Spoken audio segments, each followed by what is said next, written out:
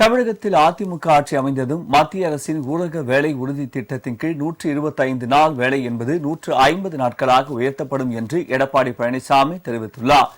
மக்களை காப்போம், தமிழகத்தை மீட்போம் என்ற பெயரில் மாநிலம் முழுவதும் பிரச்சாரம் மேற்கொண்டு வரும் இபிஎஸ் செங்கல்பட்டு மாவட்டம் திருப்பூரில் திரண்டிருந்த மக்களிடையே பேசினார். அப்போது திமுக ஆட்சியில் தமிழகத்தில் கொள்ளை சம்பவங்கள், பெண்களுக்கு எதிரான பாலியல் குற்றங்கள் அதிகரித்து விட்டதாக குற்றம் சாட்டினார். கடந்த தேர்தலில் மக்களுக்கு அளித்த வாக்குறுதிகளை திமுக அரசு நிறைவேற்றவில்லை என்றும், கிராமப்புற மக்களுக்கான 100 நாள் வேலை திட்டத்தில் வேலை நாட்களை 150 நாட்களாக உயர்த்துவோம் என்று சொன்ன திமுக அதை செய்யவில்லை என்றும் குறிப்பிட்டார். நிச்சயமாக 100% உறுதியாக சொல்கின்றோம்.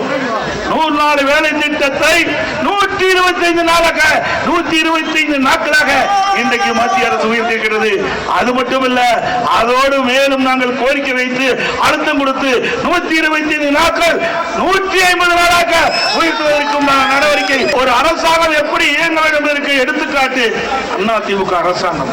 கொரோனா வைரஸ் தொற்று கடுமையாக மக்கள் பாதிக்கப்பட்டாங்க. இன்றைக்கு அந்த குறைக்க முடியாத உயிரை காப்பாற்றிய அரசாங்கம் அதிமுக அரசாங்கம்.